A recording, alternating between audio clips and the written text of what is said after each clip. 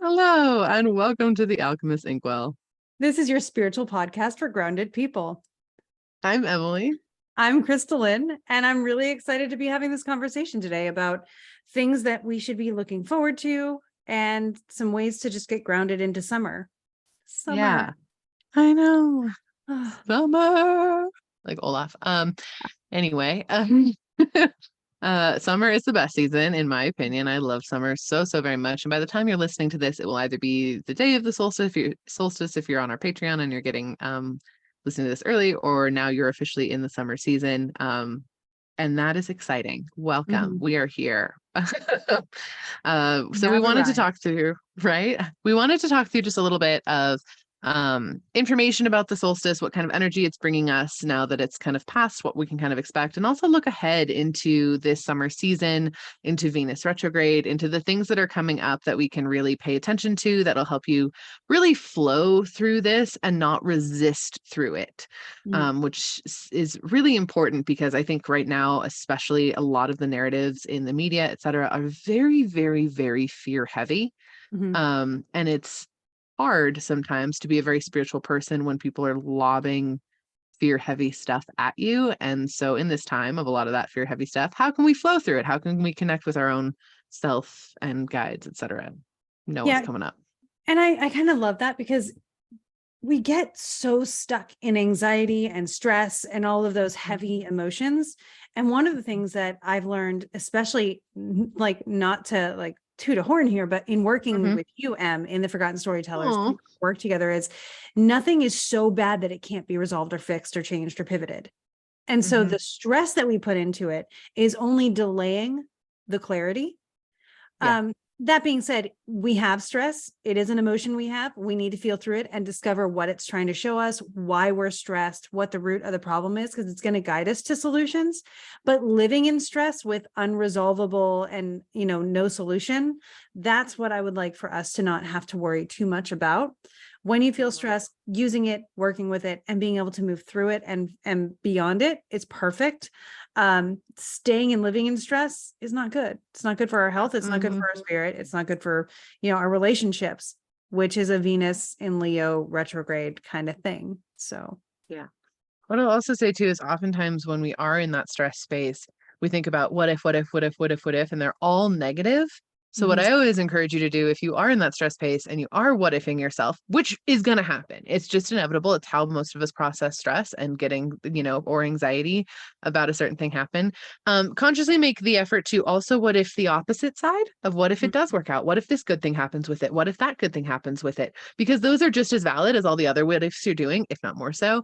And it will start helping your energy, your subconscious, everything kind of shift from what ifs always are negative to what ifs can be positive, and we can see the whole picture, and it really helps to eliminate some of that intense stress fear response that comes in. Yeah, they say like, your brain doesn't really understand the difference between anxiety or excitement, and so in some cases you can choose the excitement part, especially in a what if where the results are yet to be seen. Again, there's a time for both. But in situations like this one, you have that agency to be able to say, you know what, since I'm not in control, I'm going to hope for the best and I'll be prepared if the other thing happens. Yep. Basically, I'm speaking to this because I'm actively doing this right now in my own life, because we are very much trying to like buy a house before this fall essentially hits. It's really interesting living in a mountain town, and we just had a huge winter, which impacts our housing market in a way that's like very unique from like the rest of the country. So already it's like, oh, cool. We have like high interest rates, which is not great. And the market is kind of going down because of higher interest rates, which is great. But for ours, it's like a compounding effect, because since we had a horrible winter, so many people don't want to live through that again.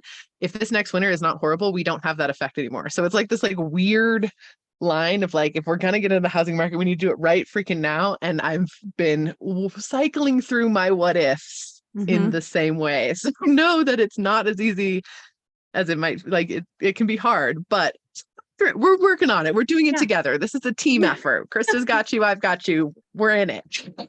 And so often in your life, you'll find someone who is going through a similar thing at amazingly the same time as you are. And that's your little, like, your moving buddy, to quote Toy Story, and we can be each other's moving buddies almost literally from across the country. So hopefully everybody out there, you're finding your moving buddy in whatever transition you are coming into or navigating at this time. But yeah, so with that being said, yes, summer is coming. Yes, we just wrapped up a new moon in Gemini that was square Neptune and square Saturn. So we were like, weird. Yeah, I want to work really hard, but I don't know what I'm actually doing. And so there was a lot of mental fatigue that went with it. You know, this whole, I have the energy to do all the things. I have my mind is all over the place. I want to put them into practice, but maybe not. It was, to quote the random recording of whatever that was on the bus when we were in Greece, in that perfect moment, say it with me, ADHD. This was one of those magical things that happens purely for the enjoyment of the people around, which does happen. If you want some like reminders of this type of magic, please watch any of Russell Howard's comedy, because this is his entire shtick, is like everything is just like, how magical is this moment that just happened, for the alignment of everyone involved, just to have fun. It's fabulous. But this was one of those moments. So we were on this bus. Did we tell this? I don't think we told this story on this here. Specific story, okay. No. Okay, just because I want to remind people of how magic can show up sometimes. There was only 4 of us that heard this. We still do not know what it was or how it happened. Not a clue. But basically our darling, wonderful guide, Malcolm, was trying to solve a problem. And he is very one of the first things he said to us is like, I have ADHD. So like, I go a little chaotic with stuff, but we're going to do it. And we were like, awesome, we're neurodivergent, so we've got you. But anyway, he's like trying to solve this problem, and he's like in the middle of one sentence, stops that sentence, jumps to another sentence, and then just like hops off the bus with like no notice. And all of a sudden, out of nowhere, a recorded sound that Krista, Dan, Weston, and I heard, no one else heard, just the 4 of us, went ADHD in like the Siri voice. Yeah. And it was the seriously funniest thing. And there was no radio, there was no speakerphone. I don't know where this sound came from. I'm sure there probably is a practical source of it, but we were not privy to that. So it feels even more magical to be like, the timing alone. And that was the only thing that was said. The only thing that whatever that recorded, whatever it was, like said, was literally just that. ADHD. It like unpaused itself and then paused itself again. Never to be done. It was amazing. So sometimes magic just makes you laugh in a tense situation, which is perfect. Look for those between now, literally today, as we were recording this, it is June 19th, celebrating Juneteenth, by the way. But also from June 19th until September 3rd, I believe, we are in actually, it's October 2nd. We're in the period of Venus covering and recovering degrees. So she's covering them for the first time starting today. She will go retrograde on the 22nd of July, and then she will remain retrograde until September 3rd, at which point she will turn around again and cover everything one more time, and that will take her until October 7th. So we're going to cover these degrees 3 times starting today. We are at the very beginning, starting June 19th. So now is the time to start taking notes of relationships that are becoming prominent in your life, of connections, friendships, negotiations. The one thing that I'm hearing every time I go into this is, and our conscious contracts person, which is the perfect thing that we're working with throughout this thing, is the me in the we, because it is Venus in Leo. So it's, what do I get out of this relationship? But also, what do they get out of this relationship? How does this complement? How does this let everybody be visible for who they are? And yes, my phone did just go off. So we all know what that means. So thinking about the me in the we, how every individual in a relationship is a whole and complete person and an equal participant. How can we maintain that so that everyone feels seen, gets what they need, and that this cooperation and co-creation of a relationship can move fluidly and beautifully. Yeah. And I will say, as opposed to the Venus retrograde that we had, last year? 2 years ago ish. Yeah. It was 2021. December. That was really focused heavily on romantic relationships. That was like a very heavy focus on like the intimate and personal relationships in your life, or like the closest relationships to you, whether or not they were romantic. They were very foundational close. Ones. This is more of a broad smattering of relationships. It's your relationship with your work. It is your relationship with your friends. It is your relationship with your boss. It is your relationship with your business partners and your partner and those sort of things in more of a like tactical way as opposed to an emotional way, at least from what I'm channeling in is how it is showing up. Yeah. So I would say like almost a passion driven way. So Okay. like, how does this, because Leo is naturally does passion, drive, all those things. So Leo be Leo in. yeah, right. Leo be Leo in. But So- what that means is like the emotional connection last time was, do I feel supported? How attached am I to this relationship? How supportive are you? Like, are we built to last? So it was very much this like, how much can I trust you thing? And I think with Leo now, it's the, is this where I want to be thing? It's the, how does this function with my actual goals? Do I get to be who I am in this relationship? So less emotional attachment, more emotional expression, perhaps. That's fair. That jive with how you've been That's feeling it? which would also be a tactical thing, if that Yeah. makes sense. Instead of Yeah. like an internal, like I'm thinking about it, I'm feeling about it, I need to process this sort of thing. This is actually, it's more of a like, this is me. How am I going to fit in these places? In what spaces? So that's very much exactly what I'm feeling. Yeah. Agreed. Which is interesting. I don't know. It's going to be a very intriguing time to see how this shows up. Again, when in doubt, look for synchronicities in like the media and the headlines to validate what you're going through, because they're usually there in some way, which is very interesting as well. And so, okay, it's a retrograde. First thing, retrograde Venus. Are we going to break up? Maybe. But also retrograde means we are assessing or reassessing, revising, whatever you want to put in there.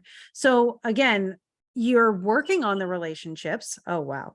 My phone just went off again. You're working on the relationships. This is very angular retrograde for both my husband and myself. It's in my perfected 10th house and his first house. So we are truly going to for fun, for constructive understanding now that we're both receiving our official neurodivergent diagnoses and learning how to live our lives differently. We're going to relationship therapy so that we can understand each other individually and understand how to actually functionally, tactically support each other in the relationship, because that's what we choose to do. So it's do I choose to put my effort and passion into this relationship, or is it too much and not aligned right now for what my needs are and what their needs are? So yes, separations of relationships or dissolvings of relationships are a potential. But that's because they're supposed to, or it's a time to separate and see if you return and those kinds of things. And again, you might separate in pre-shadow, go through your own self-discovery processes during the retrograde and come back together in post-shadow. It can show up in very many different ways. And it could be, hey, I acknowledge this thing. We're going to work on it here. And on the other side, we're even more resolved in our commitment to each other than before. So there are different things. And you may notice people from, specifically, let's go with 8 years ago, becoming a theme, because 8 years is Venus's minor period. It's how long it takes for her to get back to kind of where she was in the point. So if we're looking at Venus being now, when is the last time Venus was like this? It would have been 8 years ago, circa 2015. Consider where your relationships were at that point, and then see if some of those themes are popping up now. And then the last tip is, of course, check where Leo is in your chart, because that area of life is going to reveal the types of relationships, connections, values, ideals that are being assessed as well. Yeah, Leo be Leo in all over stuff. It's what Leo does. It's so fun because Leo has such a vibrant out there energy. And so to have this come up, like embrace that side of it, of being like, well, this isn't gonna stuff that's happening. This stuff isn't gonna happen in the dark. Jesus, I cannot speak. We were talking about beautiful. Thank you. Really you. like what you said. This stuff is not going to happen in the dark. Leo, for anybody out there, ruled by the sun. So very well put. Thank you. Got there. Right now, if anyone else is experiencing this, communication-based tech, and also communication in general is getting all wonky. It's not actually a Mercury thing. We were diving into it. No. It's more of a Sun Neptune situation. That's what I'm attributing it to. The sun being in very intellectual connection, communication driven Gemini being square Neptune, and by sign also square Saturn right now. So we're coming into these little like glitches, and we really need to do, I think like network managers are probably having the worst time right now because they're the ones who run the structure of communication. And so Right. they're probably running into glitches in the system that they need to resolve, which we Poor are, fellows. yeah, we're the ones calling customer service, but they're the ones having to fix it. Yeah, they're having some time. Mhm. It's a thing. Yeah, my dad was a network manager. So to all of you out there, I see you. You have my energy. My thoughts are with you. Empathy. Yeah, I'm thinking about Charlotte, the TV show on Netflix. Mm-hmm. Sorrows, prayers. Sorrows, prayers. Oh, it's so good. Anyway, yeah. So this summer season, that is going to be part of the theme of it, I will say. It also feels like a very and I'm sure there's astrology things to back this up. So I'm just tapping into the energy, and this is just something I've seen because I've been looking at it a lot for myself, but also for my like different communities that I'm a part of. I think there's going to be a lot of kind of rapid change that might feel abrupt, feel random, or feel like we made this decision really quickly over the course of like literally the next like 3-4 months, basically. However, I don't, when you look at them upon like with closer inspection, you're like, actually, no, I've been pondering this for the last 3 years. I just never thought I'd act on it. Or no, this was based off of something that happened 2 years ago that's been simmering under the surface and now is erupting. And it feels really abrupt, but it's not actually, which means that it's actually more foundational than we're giving ourselves credit for. So there's more things we can do about it because there is more foundational support there, or there's more ways that we can validate ourselves and be like, actually, this decision was super supported. I've planned for this for years without realizing it. That is a big character theme of this summer season, at least in what I'm seeing in general. Yeah. So the way I'm seeing that express primarily in not only the fact that it's Cancer season, but at the very beginning of Cancer season, we have the moon separating from this new moon. So the sun moves into Cancer, the moon gets into Leo. That's mutual reception between the two sect lights, which the sun has to be in Cancer for that to happen, because otherwise you don't get the mutual sun in the moon sign, moon in the sun sign thing. So it's a unique beginning to it, but also in Leo, we have Venus and Mars within that 5-degree orb of each other. So they're pretty conjunct. So again, where it feels like I'm pressuring myself, or as you said it perfectly, I'm erupting. The Mars in Leo fire with the moon making it feel very personal over this Venus who's getting ready, who's moving very slowly and really starting to think about slowing down, stopping, and redoing a lot of stuff. That eruption of, this has been a long time coming, but now's the time for it to be addressed. Does seem, and again, it's going to be for the sake of your own comfort, your own peace of mind, your own safety and security. Those are going to be some themes that we keep in mind. Like, how do I make sure that my energy has what it needs? So I'm thinking about spoon theory, you know? Yeah. Or even use too many, manifest. flow. Yeah. Sorry. Even like, no, you're good. Sorry, I interrupted you. But even like manifesting the resources instead of manifesting the thing. That's what we're talking about. Like, okay, this is going to happen. I'm going to do it. I bet everything better be in alignment for me to do this because I'm manifesting these resources because it's something I'm doing. It's that sort of feel. Yeah. So, putting that into practice, instead of manifesting the money, manifest what the money is going to bring. And then you might find that you don't need money to bring that. I've seen that happen so many times in my life, pretty much every time. I'm not someone who has had a ton of money at any given space, but I've had just what I need when I need it to make whatever needs to happen. Hello, with your second house being Sagittarius. It's what happens. But it's very important to keep in mind as we're navigating all of this, to know that I will have what I need when I need it at the right time. And if I don't have what I need, then this isn't the right time, or that's not the right thing. And the alignment shows alignment, right? If everything shows up, then I know this is the right path. If things don't, then I know that there's something different, ergo also better for me, even though it may not feel good in the moment to have to not have it now. Yeah, I fully agree. The other thing I would say with that too is like, absolutely for sure, lean in on working to develop and get comfortable with your own confidence. Like, if I had to pick one theme for this summer. And this is oftentimes associated with Leo. I get that. But even outside of just Leo season, like genuinely starting now in Cancer season, moving in all the way through basically till September is what I would say, middle to end of September. I would very much lean in on the how am I going to build and develop myself, my confidence? How am I going to show up confidently in myself? Those sorts of things. When it comes to your spirituality, how can you take away the conversations where, oh, it's not working for me, or this isn't good enough, or whatever, instead of being like, well, I'm going to practice it and it's going to work. Those types of things, switching that language and verbiage so that it actually supports you, because that is really a theme. Yeah. I've also noticed, the not hiding yourself or not diminishing yourself and not covering your own light to make others feel a certain way.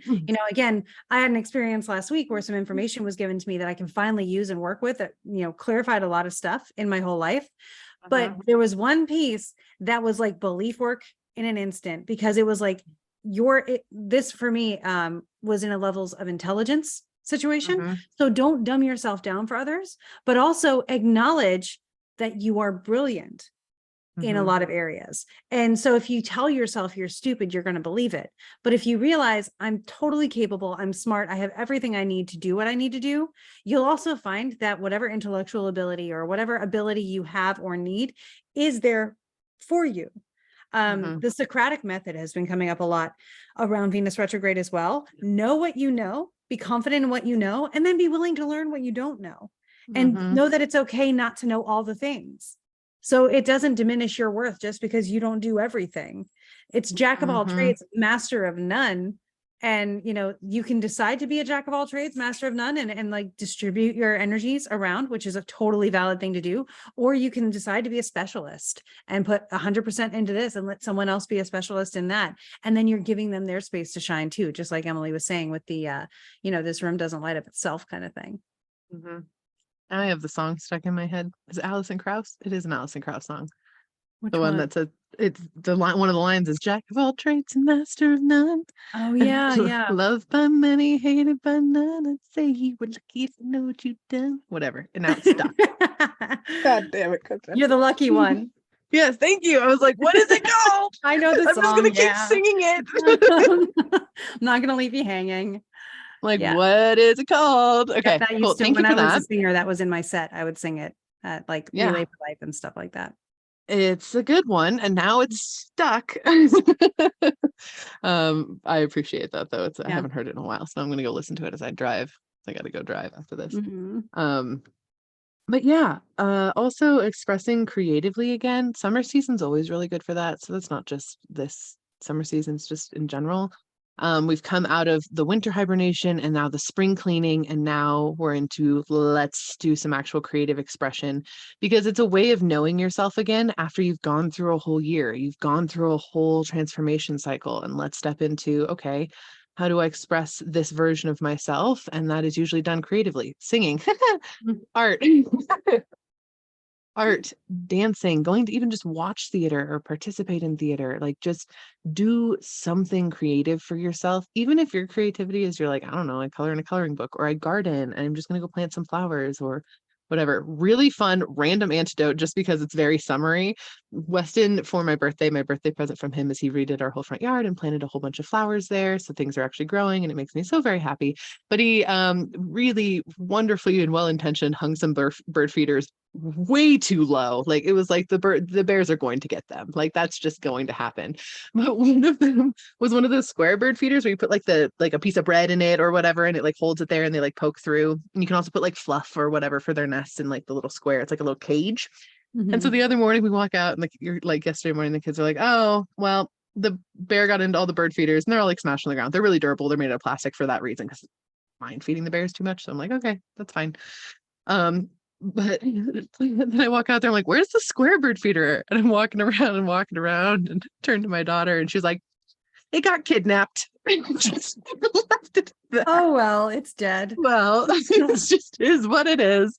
And then later in the day, all of a sudden it was back in our yard. So apparently it got kidnapped, brought to one of our neighbors' houses, could not be like devoured. And then the neighbor just threw it back in our yard. Like, You guys are the idiots with the bird videos. Like, you have it. Which is just such a summary story to me. I just wanted to share that of like, yep, that's where we're at. Mhm. It makes so much sense though. But yes, express creatively in some way, create something as you're feel called to, not with no judgment, with pure, just lovely creative intention. That's always a wonderful ritual that I do for summer, at least. Mhm. Yeah. And then thinking back to where were you in winter around the solstice? And what is coming to fruition since then? What is coming to its full realization? This Yeah. is the peak of the year, energetically, sunlight wise. And also watch the sunset. All spirituality aside, watch the sunset. This is the longest day of the year. If you can, and I will, watch the sunrise, watch the sunset, really honor the amount of daylight we receive on this day. It's something I always like to do. It's a long day, but it's still totally worth it. I love it so much. After this point, I'm going to be saying, I miss you, son. Come back. Pay attention to your dreams for the next couple days after the solstice. That's always important, especially on the night of the solstice, which I know most of you are listening to this after the fact, which is totally fine. Don't stress about it. You may have seen a video of me reminding you to pay attention to your dreams because those are definitely a thing, but absolutely pay attention to your dreams. A lot of information and communication comes around the solstice in the dream form. So, and the same goes for sunrise and sunset. It's going to be a matter of maybe a minute or two difference. So if you're catching this on Thursday and you want to do it on Friday, that's fine. If you're catching this on Wednesday, you want to do it on Thursday, it still works. Things don't get really noticeable until like a week or two later. No worries. It takes some time. Absolutely. So yeah, embrace it. We did have a question in our Patreon. Also for our patrons, we are posting a new poll in there. So if you would like to vote on our episode topics, that is what the Patreon is for. You can vote on our episode topics. So we're posting a new poll in there in the next couple days. Also, our patrons do get bonus videos at a certain tier. So if there's a specific bonus video you are wanting from us, by all means, please comment that in the Patreon. You can do it either underneath the poll or you can do it on the Q&A time posts, whatever it is. But please let us know because we love doing the bonus videos for you guys, but we want to make them very valuable to you. So we don't want to just pick something arbitrarily if it's not something you guys are going to enjoy. So please let us know. We will happily do that for sure. For you. Yeah, so we did have a question in the Patreon, which is essentially it was left on last week's episode where obviously we talked a lot about our Greece trip, which is going to flow into, I'm sure, most of our episodes from here on out, until we head to Ireland, like in 4-5 weeks. Soon. I don't know, something like that. We're really close, which is very exciting as well. But someone basically asked, and I think they're going on a trip with us in the future as well, of like, what type of offerings do you bring or do you leave at these sacred sites or when you're going on these trips, or what would you recommend people do to honor these spaces? Which I really appreciate that question because it's a kind of a complicated thing, especially when it comes to like Greece. I was very intentionally and very consciously respectful of the fact that Hellenic polytheists in modern day Greece only just recently, I think 2012 or 2013, got the right to practice their religion by the government. So these sacred sites are now presently their holy sites still, if that makes sense. And they only just won the right to actually get to practice there or in general in the country. Very recently. So I was really aware of that. And whatever place you're traveling to, you really want to be aware of the cultural situation of the modern day culture around those places. That's super important. The other thing is small things. It's always going to be small things, and it's always going to be things that can blend in very naturally with the environment around it, with the exception of sometimes coins are like the exception there, is what I would say, which you're naturally going to have anyway. Euros are always coins, but most other currencies have a very large emphasis on coins. We're actually one of the least emphasis on coins in our country, which is kind of funny. But coins are something that you can leave for sure. I bring a tiny pouch of crystals, and they're usually just tumbled crystals or like raw quartz points, depending upon what I feel drawn to bring. That, or you can use what is around. If there is flowers nearby, you can pick those and set those down in a certain place, or pour libations, which is pouring whatever drink you have in your hand on the ground, basically a little bit, anything like that. Krista, what are your thoughts? Yeah, so that, and one of the things that I've always used is like, if I have nothing else with me and I'm just like, I know I need to respect and honor the energy here, time Mhm. Just spending time sitting at a place and honoring it and just feeling the energy of it and respecting what happened there, the sacredness of the site, all that stuff. You're giving a little bit of your intention, your energy, your love to that space. You're Mhm. adding to what made it sacred in the first place, and you're Mhm. receiving and respecting and just like kind of transmitting the wisdom through you. uh to me, that's always been something huge too. So I love the idea of leaving a little crystal or of finding something nearby, because that's so tangible. But in my mind, that's also very much for us. Mhm. So it's for us to say, this is important. And I symbolize that. And they appreciate it because it is an Mhm. energy currency, because we've made it, we've done something tangible, which they can't always manifest as easily. Mhm. So bringing something, sometimes you are like the last piece in the puzzle that sets something there. But Mhm. just before you go on a trip, if you have intention of leaving something, tune into the trip, the energy of the trip, and ask, what should I bring with me? Yeah. And that'll be a really good start. Yeah. Also, songs or Of prayers words. are also big ones. Like, and whether you're just humming, you just sit there and you hum a little bit very quietly, knowing that that particular space or that particular deity can hear you in that way. Or if you just, think with intention, a prayer. Prayer obviously has a very internalized Christianity thing. So if you want to call it a hymn or whatever feels good for you, Incantation. an incantation, an Yeah. affirmation, whatever is good. The other thing I've done Recitation. too is found a rock that is nearby and just put all of my intention and my thanks and my gratitude into that rock, and then just set it down in a new spot, just like Well, moving the earth a little yeah, and with Sekhmet, when I was in bit. Egypt the first time, you the intention was, and it took me 2 tries to do it. That's another story for another time. But you would touch your forehead, your third eye area, Mhm. and then touch the statue's third eye, and then your heart, and then the statue's heart, just connecting with that image in front of you and being able to say, like, it's sort of like the I see you Mhm. kind of thing. And just it's the fact that you're pausing to acknowledge is the very important part. And the Mhm. fact that you take some of the wisdom of that with you, to me, is the result that we're kind of hoping for. The respect, the wisdom, the change of who we become. Those are super important. However that looks for you is going to be the right way to do it, but it can be anything. Yeah, absolutely. The intention matters more than the specific thing at the end of the day. It's It the thought always that will. counts. It always will.